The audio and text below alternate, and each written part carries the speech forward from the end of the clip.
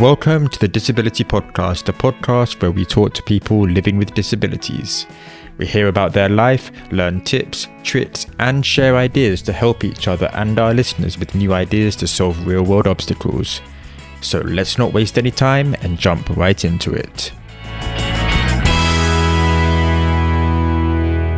Welcome to the first episode of the Disability Podcast. I thought I'd start the first episode by letting everyone know a little bit about myself and why I decided to start this podcast in the first place. Let's start from right at the beginning. I was born with hemiplegia, so I've been learning tips and tricks from the start. But whether you're like me and have a disability from birth, or being thrust into the disabled world later in life, I hope the advice we cover across the episodes will be beneficial. Well, that's the aim anyway. So my whole life I've been living with hemiplegia. So I've had a lot of time to adapt and learn lots of tips and tricks and all the little quirks of the, let's say, disability world, which I hope I can share with you and get to your tips and tricks about your life and disability so it can help build awareness of all disabilities, visible and invisible, and try to make each day a little bit easier. I think I was lucky, as I have an older brother. I say I was lucky because when I was small I always wanted to be equal or better than him. So I always had that determination through brotherly love. He never treated me like I had a disability, which I think subconsciously prepared me for growing up and life and provide me with a mindset in which I could face every day to the fullest. It also made me feel normal, which confidence-wise helped a lot, but then in other senses did make some situations more difficult. I never knew any different back then, obviously, because before primary school, I didn't know any difference, so my confidence was never affected. All through my life, I've been very sporty. But I think I also trained my brain to overcome problems and focus on the solutions, because that was the only way to enjoy myself. I've been playing cricket for a long time, and as an example, I believe it was at that time the perfect sport for me. It's a sport which I find personally very disabled friendly, but also provides challenges. It's an endurance game. Yes, you can be on the field for 8 hours, but you're not always running and you're not always constantly on the move. So for someone with physical disabilities, it can be the perfect balance between exertion and endurance. But then there's also a lot of technique. But it can all be done one-handed with a lot of practice and tenacity. Bowling, batting and fielding with any sport or activity, there will be a lot of problem solving at the beginning, but personally I think I was very lucky as I had some amazing coaches, which I still have. And yeah, without them I don't think I'd be half as good as I am now. But also alongside the cricket, I used to swim a lot, especially during my child and teenage years. I loved swimming. I also found it so rewarding and useful. With physical disabilities, some of you may be aware that your joints and muscles, let's just say, like to misbehave. But in water, especially when, growing up in your teenage years, it made everything just slightly easier. So I could develop my weak side as well as my, let's say, able-bodied side. And was also a very good source of physio, which I will talk in a later episode much more in depth because I find physio a true potential miracle, especially if you put the work in yourself. You may be thinking that I seem to overcome all my disabilities during these teenage years of mine, but there's always a but, isn't there? When I was 17, 18, practicing for my A-levels, I was diagnosed with epilepsy out of nowhere. And it feels like when everything is improving and every day is better and better, obviously life finds a way to just, let's say, annoy you. So then obviously while I was getting diagnosed and getting my epilepsy controlled, it's too dangerous for me to swim, so I had to unfortunately stop it, which did make me quite annoyed. As it was, I used to practice on Saturdays, so it was a nice way to, let's say, de-stress after a week's work and, a week's studying. And yeah, it became a passion of mine, especially during these exams times.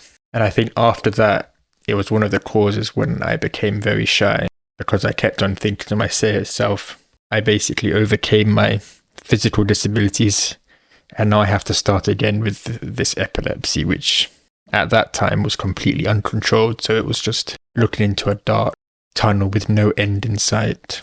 But when I stopped swimming, I didn't just, curl up in a ball.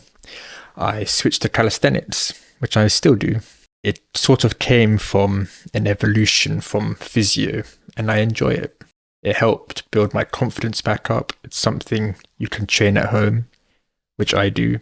Most days I train at home still. And in that sense, there's a little excuse to spend a few hours a week training. Well, in my eyes anyway. I don't want to say too much because there's, I think, a whole episode later on about it. But I do believe calisthenics gave me a lot to look forward to and a direction during those A-level years. Anyway, so the real question, why I decided to make this podcast and why I decided to do this podcast now. Well, I think I'm at this period of my life, especially now, that I've been working for a couple of years, that I've lived through lots of up and downs, and I also finally have the confidence. I've lived through all the social situations during university that can be daunting, meeting new people but not wanting to show or tell you're disabled, etc.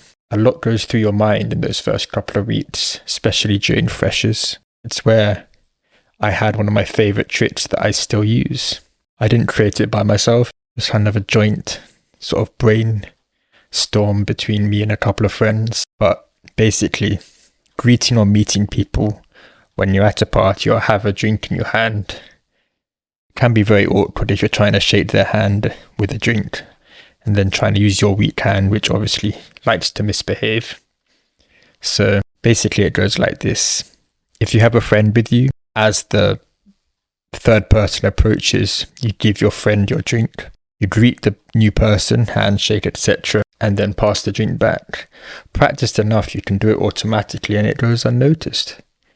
Actually, most social situations nowadays, I still use it. And I don't even realize I'm doing it. But the main benefit of it is that you really don't have stress anymore in social situations because you know exactly what you're doing. And if you're introverted or, not so good in social situations, it's even better. But let's say you're alone. All it means is just have to find a well-positioned table and then it's almost as good, but let's just say not as fun as you can't coordinate with your friend.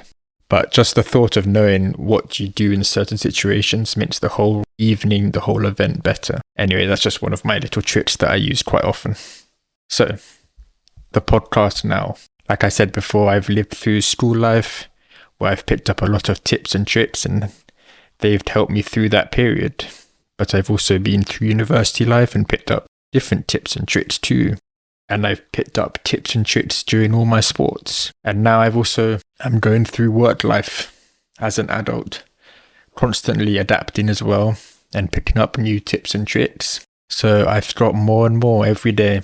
But mainly, I'm at a point where I have the confidence to speak behind a mic to the world. And now I can use my confidence to share my and other people's ideas and help people raise awareness for the small things that can make big differences. I think that's the main idea of this podcast, to share ideas and so everyone can live their life a little bit easier. I mean, divulging all the tips and tricks that everyone has and all the little secrets that I found across the time I was been growing up should be quite fun indeed. Now, if you want to come on the podcast and share some of your tips and tricks, or have a friend that has a disability, but you also know some tips and tricks, then I'll put the contact details in the show notes. So if you want to come on the podcast and share your ideas and help build awareness, that's what we're here to do. Share the knowledge and help everyone enjoy life just a little bit easier. Then either just send me a DM on Instagram or send me a message on LinkedIn. The details will be in the show notes. Next time on the podcast, we are talking with Sebastian, who has dyslexia, and we talk about his journey into discovering that he even had dyslexia and the impact that it had on him. It's a very interesting episode to listen to, so make sure you follow or subscribe so you don't miss it. So see you on the next episode of the Disability Podcast.